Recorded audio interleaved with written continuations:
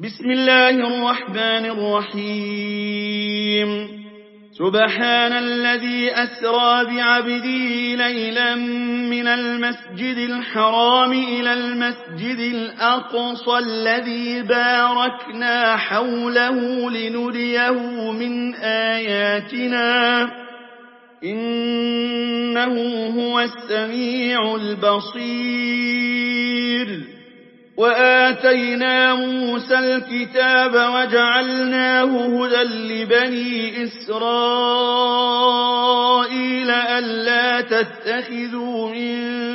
دوني وكيلا ذرية من حملنا مع نوح إنه كان عبدا شكورا وقضينا إلى بني إسرائيل في الكتاب لتفسدن في الأرض مرتين ولتعلن علوا كبيرا فإذا جاء وعد أولاهما بعثنا عليكم عبادا لنا أولي بأس شديد فجاسوا خلال الديار وكان وعدا مفعولا ثم رددنا لكم الكرة عليهم وأمددناكم بأموال وبنين وجعلناكم أكثر نفيرا إن أحسنتم أحسنتم لأنفسكم وإن أسأتم فلها فإذا جاء وعد الآخرة ليسوءوا وجوهكم وليدخلوا المسجد كما دخلوه أول مرة وليتبروا ما علوا تتبيرا عسى ربكم أن يرحمكم وإن عدتم عدنا وجعلنا جهنم للكافرين حصيرا إن هذا القرآن يهدي للتي هي أقوم ويبشر المؤمنين الذين يعملون الصالحات أن لهم أجرا كبيرا وأن الذين لا يؤمنون بالآخرة أعتدنا لهم عذابا أليما ويدعو الإنسان بالشر دعاءه بالخير وكان الإنسان عجولا وجعلنا الليل والنهار آيتين فمحونا آية الليل وجعلنا آية النهار مبصرة لتبتغوا فضلا من ربكم ولتعلموا عدد السنين والحساب وكل شيء فصلناه تفصيلا وكل إنسان ألزمناه طائره في عنقه ونخرج له يوم القيامة كتابا يلقاه منشورا اقرأ كتابك كفى بنفسك اليوم عليك حسيبا من اهتدى فإنما يهتدي لنفسه ومن ضل فإنما يضل عليها ولا تزر وازرة وزر أخرى وما كنا معذبين حتى نبعث رسولا وإذا أردنا أن نهلك قرية أمرنا متر فيها ففسقوا فيها فحق عليها القول فدمرناها تدميرا وكم أهلكنا من القرون من بعد نوح وكفى بربك بذنوب عباده خبيرا بصيرا من كان يريد العاجلة عجلنا له فيها ما نشاء لمن نريد ثم جعلنا له جهنم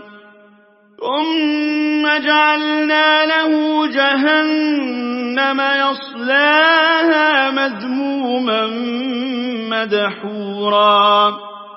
ومن أراد الآخرة وسعى لها سعيها وهو مؤمن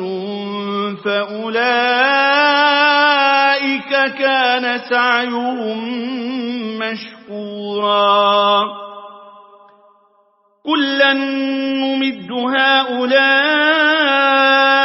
وهؤلاء من عطاء ربك وما كان عطاء ربك محظورا انظر كيف فضلنا بعضهم على بعض وللآخرة أكبر درجات وأكبر تفضيلا لا تجعل مع الله إلها آخر فتقعد مذموما مخذولا وقضى ربك ألا تعبدوا إلا إياه وبالوالدين إحسانا إما يبلغن عندك الكبر أحدهما أو كلاهما فلا تقل لهما أف ولا تنهرهما وقل لهما قولا كريما واخفض لهما جناح الذل من الرحمة وقل رب ارحمهما كما ربياني صغيرا ربكم أعلم بما في نفوسكم إن تكونوا صالحين فإنه كان للأوابين غفورا وآت ذا القربى حقه والمسكين وابن السبيل ولا تبذر تبذيرا إن المبذرين كانوا إخوان الشياطين وكان الشيطان لربه كفورا وإما تعرضن عنه ابتغاء رحمة من ربك ترجوها فقل لهم قولا ميسورا ولا تجعل يدك مغلولة إلى عنقك ولا تبسطها كل البسط فتقعد ملوما محسورا إن ربك يبسط الرزق لمن يشاء ويقدر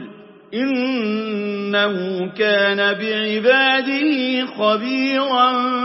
بصيرا ولا تقتلوا أولادكم خشية إملاق نحن نرزقهم وإياكم إن قتلهم كان خطأ كبيرا ولا تقربوا الزنا إنه كان فاحشة وساء سبيلا ولا تقتلوا النفس التي حرم الله إلا بالحق ومن قتل مظلوما فقد جعلنا لوليه سلطانا فلا يسرف في القتل إنه كان منصورا ولا تقربوا مال اليتيم إلا بالتي هي أحسن حتى يبلغ أشده وأوفوا بالعهد إن العهد كان مسؤولا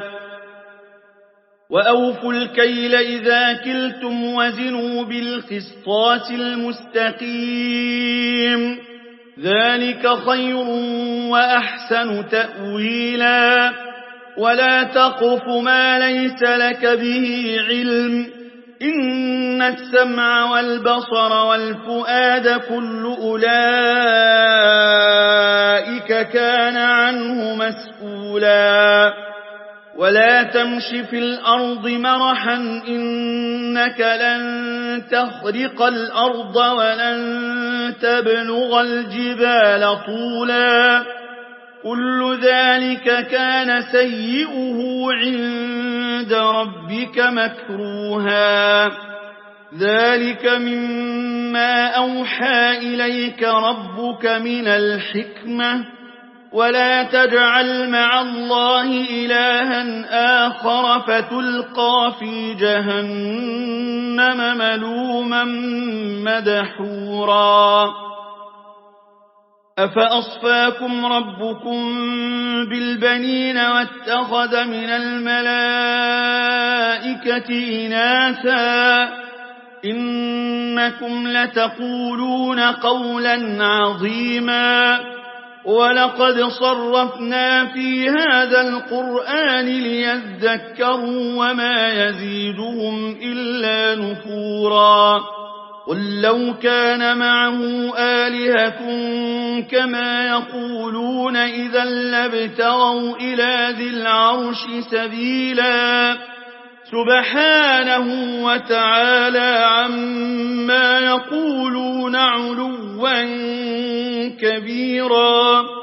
تسبح له السماوات السبع والأرض ومن فيهن وإن من شيء إلا يسبح بحمده ولكن لا تفقهون تسبيحهم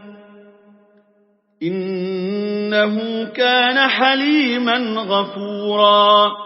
وإذا قرأت القرآن جعلنا بينك وبين الذين لا يؤمنون بالآخرة حجابا مستورا وجعلنا على قلوبهم أكنة أن يفقهوه وفي آذانهم وقرا وإذا ذكرت ربك في القرآن وحده ولوا على أدبارهم نفورا نحن أعلم بما يستمعون به إذ يستمعون إليك وإذ هم نجوى إذ يقول الظالمون إن تتبعون إلا رجلا مسحورا انظر كيف ضربوا لك الأمثال فضلوا فلا يستطيعون سبيلا وقالوا أئذا كنا عظاما ورفاتا أئنا لمبعوثون خلقا جديدا قل كونوا حجارة أو حديدا أو خلقا مما يكبر في صدوركم فسيقولون من يعيدنا قل الذي فطركم أول مرة فسينغضون إليك رؤوسهم ويقولون متى هو قل عسى أن يكون قريبا يوم يدعوكم فتستجيبون بحمده وتظنون إن لبثتم إلا قليلا وقل لعبادي يقولوا التي هي أحسن إن الشيطان ينزغ بينهم إن الشيطان كان للإنسان عدوا مبينا ربكم أعلم بكم إن يشأ يرحمكم أو إن يشأ يعذبكم وما أرسلناك عليهم وكيلا وربك أعلم بمن في السماوات والأرض ولقد فضلنا بعض النبيين على بعض وآتينا داود زبورا قل ادعوا الذين زعمتم من دونه فلا يملكون كشف الضر عنكم ولا تحويلا أولئك الذين يدعون يبتغون إلى ربهم الوسيلة أيهم أقرب ويرجون رحمته ويخافون عذابه إن عذاب ربك كان محذورا وإن من قرية إلا نحن مهلكوها قبل يوم القيامة أو معذبوها عذابا شديدا كان ذلك في الكتاب مستورا وما منعنا أن نرسل بالآيات إلا أن كذب بها الأولون وآتينا ثمود الناقة مبصرة فظلموا بها وما نرسل بالآيات إلا تخويفا وإذ قلنا لك إن ربك أحاط بالناس وما جعلنا الرؤيا التي أريناك إلا فتنة للناس والشجرة الملعونة في القرآن ونخوفهم فما يزيدهم إلا طغيانا كبيرا وإذ قلنا للملائكة اسجدوا لآدم فسجدوا إلا إبليس قال أأسجد لمن خلقت طينا قال أرأيتك هذا الذي كرمت علي لئن أخرتني إلى يوم القيامة لأحتنكن ذريته إلا قليلا قال اذهب فمن تبعك منهم فإن جهنم جزاؤكم جزاء موفورا واستفزز من استطعت منهم بصوتك وأجلب عليهم بخيلك ورجلك وشاركهم في الأموال والأولاد وعدهم وما يعدهم الشيطان إلا غرورا إن عبادي ليس لك عليهم سلطان وكفى بربك وكيلا ربكم الذي يزجي لكم الفلك في البحر لتبتغوا من فضله إنه كان بكم رحيما وإذا مسكم الضر في البحر ضل من تدعون إلا إياه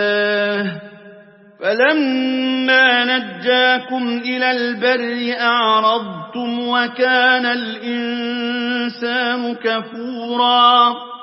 أفأمنتم أن يخسف بكم جانب البر أو يرسل عليكم حاصبا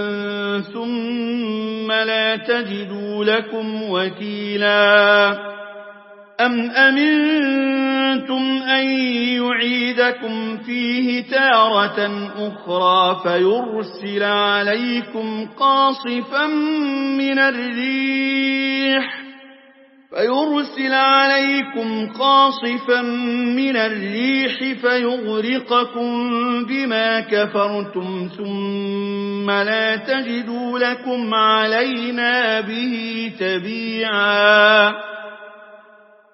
ولقد كرمنا بني آدم وحملناهم في البر والبحر ورزقناهم من الطيبات وفضلناهم على كثير ممن خلقنا تفضيلا يوم ندعو كل أناس بإمامهم فمن أوتي كتابه بيمينه فأولئك يقرؤون كتابهم ولا يظلمون فتيلا ومن كان في هذه أعمى فهو في الآخرة أعمى وأضل سبيلا وإن كادوا ليفتنونك عن الذي أوحينا إليك لتفتري علينا غيره وإذا لاتخذوك خليلا ولولا أن ثبتناك لقد كدت تركن إليهم شيئا قليلا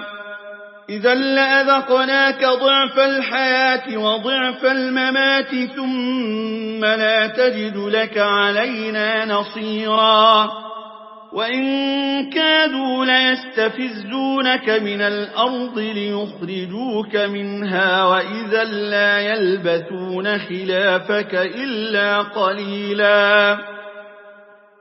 سنة من قد أرسلنا قبلك من رسلنا ولا تجد لسنتنا تحويلا أقم الصلاة لدلوك الشمس إلى غسق الليل وقرآن الفجر إن قرآن الفجر كان مشهودا ومن الليل فتهجد به نافلة لك عسى أن يبعثك ربك مقاما محمودا وقل رب أدخلني مدخل صدق وأخرجني مخرج صدق واجعل لي من لدنك سلطانا نصيرا وقل جاء الحق وزهق الباطل إن الباطل كان زهوقا وننزل من القرآن ما هو شفاء ورحمة للمؤمنين ولا يزيد الظالمين إلا خسارا وإذا أنعمنا على الإنسان أعرض ونأى بجانبه وإذا مسه الشر كان يئوسا قل كل يعمل على شاكلته فربكم أعلم بمن هو أهدى سبيلا ويسألونك عن الروح قل الروح من أمر ربي وما أوتيتم من العلم إلا قليلا ولئن شئنا لنذهبن بالذي أوحينا إليك ثم لا تجد لك به علينا وكيلا إلا رحمة من ربك إن فضله كان عليك كبيرا قل لئن اجتمعت الإنس والجن على أن يأتوا بمثل هذا القرآن لا يأتون بمثله ولو كان بعضهم لبعض ظهيرا ولقد صرفنا للناس في هذا القرآن من كل مثل فأبى أكثر الناس إلا كفورا وقالوا لن نؤمن لك حتى تفجر لنا من الأرض ينبوعا أو تكون لك جنة من نخيل وعنب فتفجر الأنهار خلالها تفجيرا أو تسقط السماء كما زعمت علينا كسفا أو تأتي بالله والملائكة قبيلا أو يكون لك بيت من زخرف أو ترقى في السماء ولن نؤمن لرقيك حتى تنزل علينا كتابا نقرأه قل سبحان ربي هل كنت إلا بشرا رسولا وما منع الناس أن يؤمنوا إذ جاءهم الهدى إلا أن قالوا أبعث الله بشرا رسولا قل لو كان في الأرض ملائكة يمشون مطمئنين لنزلنا عليهم من السماء ملكا رسولا قل كفى بالله شهيدا بيني وبينكم إنه كان بعباده خبيرا بصيرا ومن يهد الله فهو المهتد ومن يضلل فلن تجد لهم أولياء من دونه ونحشرهم يوم القيامة على وجوههم عميا وبكما وصما مأواهم جهنم كلما خبت زدناهم سعيرا ذلك جزاؤهم بأنهم كفروا بآياتنا وقالوا أئذا كنا عظاما ورفاتا أئنا لمبعوثون خلقا جديدا أولم يروا أن الله الذي خلق السماوات والأرض قادر على أن يخلق مثلهم وجعل لهم أجلا لا ريب فيه فأبى الظالمون إلا كفورا قل لو أنتم تملكون خزائن رحمة ربي إذا لأمسكتم خشية الإنفاق وكان الإنسان قتورا ولقد آتينا موسى 9 آيات بينات فاسأل بني إسرائيل إذ جاءهم فقال له فرعون إني لأظنك يا موسى مسحورا قال لقد علمت ما أنزل هؤلاء إلا رب السماوات والأرض بصائر وإني لأظنك يا فرعون مثبورا فأراد أن يستفزهم من الأرض فأغرقناه ومن معه جميعا وقلنا من بعده لبني إسرائيل اسكنوا الأرض فإذا جاء وعد الآخرة جئنا بكم لفيفا وبالحق أنزلناه وبالحق نزل وما أرسلناك إلا مبشرا ونذيرا وقرآنا فرقناه لتقرأه على الناس على مكث ونزلناه تنزيلا قل آمنوا به أو لا تؤمنوا إن الذين أوتوا العلم من قبله إذا يتلى عليهم يخرون للأذقان سجدا ويقولون سبحان ربنا إن كان وعد ربنا لمفعولا ويخرون للأذقان يبكون ويزيدهم خشوعا قل ادعوا الله أو ادعوا الرحمن أيما تدعوا فله الأسماء الحسنى ولا تجهر بصلاتك ولا تخافت بها وابتغ بين ذلك سبيلا وقل الحمد لله الذي لم يتخذ ولدا ولم يكن له شريك في الملك ولم يكن له ولي من الذل وكبره تكبيرا.